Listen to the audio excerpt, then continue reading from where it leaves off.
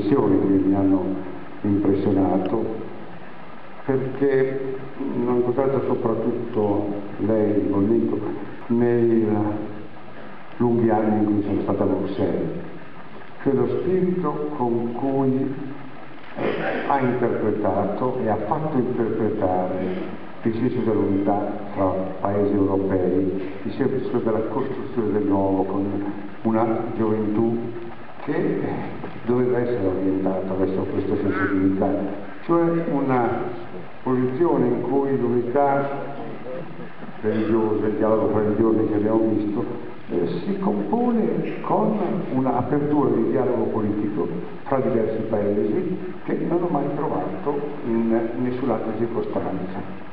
E aggiungere, non voglio ripetere quello che ha detto lui, un altro aspetto particolare. Noi siamo abituati nella politica con le associazioni con i gruppi a fare contratti. Non si è mai fatto nessun contratto. Il discorso era ed è e rimane un discorso di principi, un discorso di comportamenti etici, ma un discorso di convenienza di scambio reciproco. Però con un'apertura straordinaria dal punto di vista umano, con un affetto che è l'aspetto più particolare.